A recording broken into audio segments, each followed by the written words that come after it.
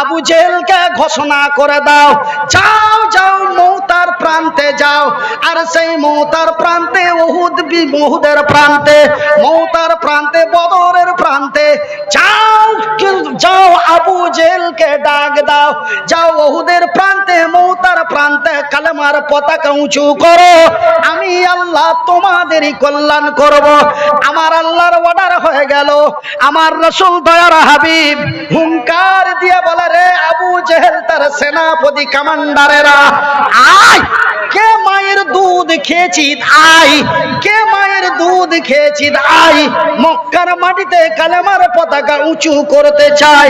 এই ঘোষণা যখন আমার রাসূল দয়ার হাবিব করে দিলেন, এই ঘোষণা যখন আমার নবী দয়ার হাবিব করে দিলেন, আবু জেহেলের কানে যখন খবর গেল, আবু জেহেল রাগে রাগান্বিত হয়ে বলে, কে রে আমার নেতৃত্বে, আমার ক্ষমতায় মক্কার মাটিতে কালেমার পতাকা উঁচু করতে চায়? যাও সেনাপতি কমান্ডারেরা যাও, যাও সেনাপতি কমান্ডারেরা যাও, ওই মুহাম্মদ বলুন সাল্লাল্লাহু আলাইহি ওয়াসাল্লাম এবং তার সাহাবীদেরকে পিটিয়ে গুটিয়ে মাটির সাথে মিশিয়ে দাও। এইদিকে আবু জেহেলের অর্ডার হয়ে গেল, এইদিকে আমার নবীর ডাক এসে গেল, ময়দানে ঝাঁপিয়ে পড়লো। এই দিক থেকে আস্তে আস্তে নবীর সাহাবীরা, এই দিক থেকে আস্তে আস্তে আবু জেহেলের সেনাপতি কমান্ডাররা ময়দানে জমা হতে হতে হতে হতে ময়দানে জমা হলো 1,03,000। কত কত কত ইচ্ছাকার 3,000। হ্যাঁ, এই ভাতিজির বেটারা বুঝতে পেরেছে, তার মানে ছোট চেংড়া পিলা গেল হলো হার পোতা। ওই জন্য বলি যে ভাতিজির বেটারা, তো আমার ভাতিজির বেটারা আমার কথা বুঝতে পেরেছে। কত? 1,03,000। তবে 1 লাখ হলো আবু জেহেলের সৈন্য কমান্ডার এবং 3,000 হলো আমার নবী। ভাইজি, এটা কি সম্ভব? 1 লাখের কাছে 3,000 কি লড়ালড়ি করা সম্ভব? আচ্ছা, আপনারা মেলায় কি আছে, আমি বক্তব্য দিতে দিতে গা করবে যে রাগ করে কুইতে পড়ে গেল। আর আপনারা যদি সবাই দাঁড়িয়ে যান তো আমাকে ভিড়া পাওয়া যাবে? পাওয়া যাবে জি? তো 1 লাখের ভিতরে যদি 3,000 ঢুকে যায় তো খুঁজে পাওয়া সম্ভব? এই তো হারিয়ে যাবে। দেখেন, 3,000 সৈন্য নিয়ে আমার রাসূল দয়ার হাবিব ময়দানে ঝাঁপিয়ে পড়লেন। লড়াই আরম্ভ হয়ে গেল। লড়াই চলতে চলতে চলতে চলতে অল্প কিছুক্ষণের মধ্যেই কাফের বেদিনের দলেরা ময়দান থেকে পালাতে আরম্ভ করলো। কেন? যারা আল্লাহ তার রাসূল, হ্যাঁ, এ ফকির বাবা, এ তোর নাম কি?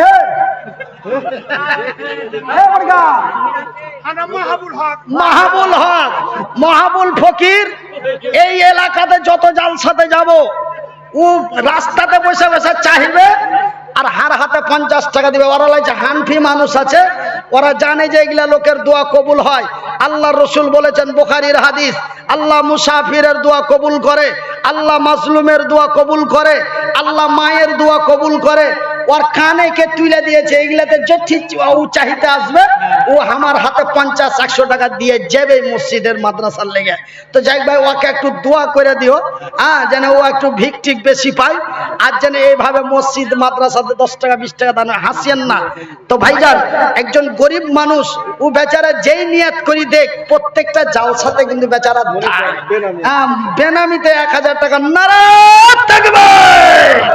তো ভাই, আমাকে 2 হরফ বলতে দেন, টাকা দেখতে লাগলে এরা তাড়াতাড়ি বাড়ি পালিয়ে যাবে, আমার জানা আছে। আর রাত্র অনেক হয়ে গেছে, কেন যে আমাদের মালদা ডিস্ট্রিক্টের রাত 12টা মানে 12টা।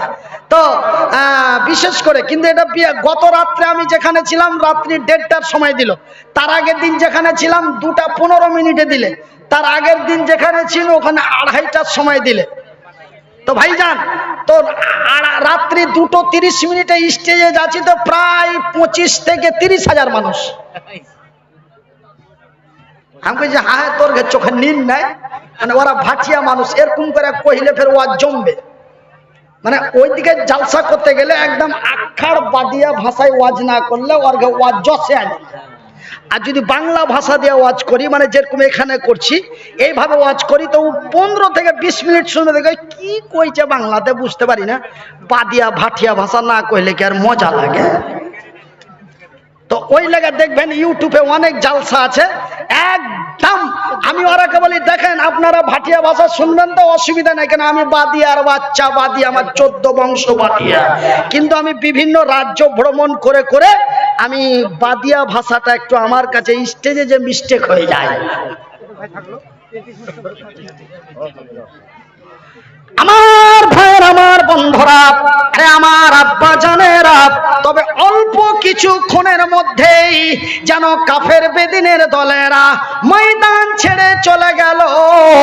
আমার রাসূল এবং তার সাহাবীরা কালেমার পতাকা উঁচু করে সেই দিন মক্কার মাটি বিজয় করলো। একবার জোরে বলি নারায়ে তাকবীর। আমার ভাইয়ের, আমার বন্ধুরা, আমার প্রশ্ন হলো এটাই, আমার প্রশ্ন হলো এটাই, আমার দুঃখ হলো এটাই, ওরাও তো ছিল সংখ্যালঘু, এরাও তো সংখ্যালঘু। আমরা কি? আমরা ভারতের মাটিতে সংখ্যা গোষ্ঠী? কথা বলেন, আমরা ভারতের সংখ্যা গোষ্ঠী না কোনটা? জি ভাই বলে দেন একটু। আমরা সংখ্যালঘু। সেই দিন মক্কার মাটিতে তারাও ছিল সংখ্যালঘু, ওরাও ছিল সংখ্যালঘু, আমরাও হলাম সংখ্যালঘু।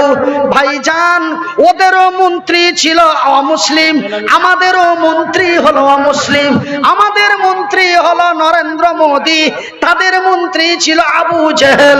তবে ভাইজান, ওরাও ছিল মুসলমান, আমরাও হলাম মুসলমান। ওদেরও নাম ছিল আব্দুল্লাহ, আমাদের নাম হলো আব্দুল্লাহ।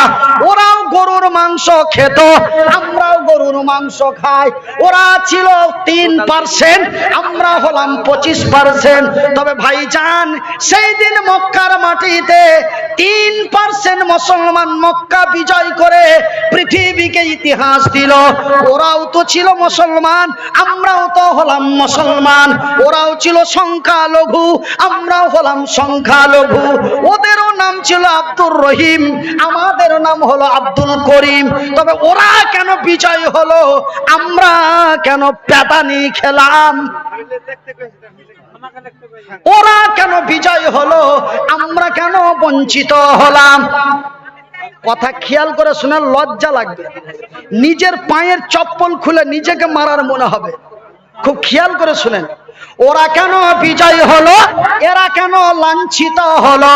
ওরা কেন বিজয় হলো, এরা কেন পদদলিত হলো? ওরা কেন বিজয় হলো, এরা কেন অপমানিত হলো?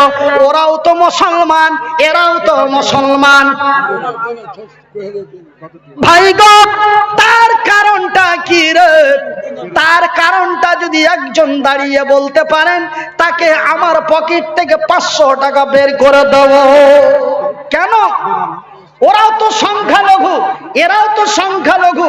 ওরাও, ওদেরও নাম আব্দুল্লাহ, এদেরও নাম আব্দুল্লাহ। ওরাও ছিল, ওদেরও নাম ছিল আব্দুর রহিম, এদেরও নাম আব্দুর রহিম। ওরা কেন বিজয় হলো, এরা কেন প্যাদানি খেলো? আরে ওরা তো ছিল 3%, আমরা তো হলাম 30%। ওরা কেন বিজয় হলো, আমরা কেন বঞ্চিত হলাম? সেই দিন কেন মক্কার মাটিতে কাবা সুরক্ষা হলো, এখানে ভারতের মাটিতে বাবরি মসজিদ ভেঙে রাম মন্দির কেন তৈরি হলো?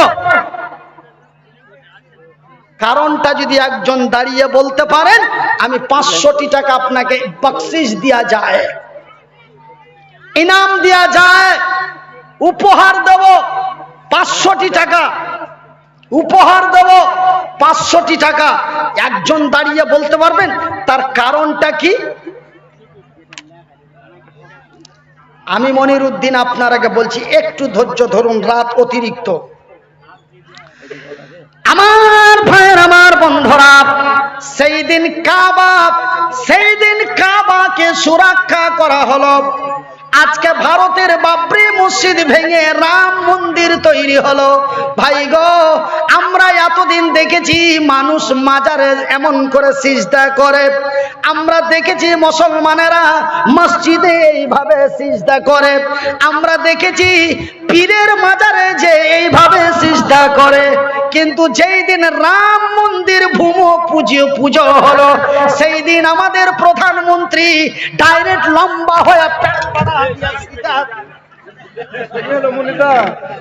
কি করলো, সিজদা দিয়েছে তো পেট পাড়া দিয়ে শুতে গেছে। কত রাগ আমাদের উপরে, কত রাগ আমাদের উপরে, একদম পেট পাড়া দিয়ে শুতে একদম সিজদাতে পড়েছে।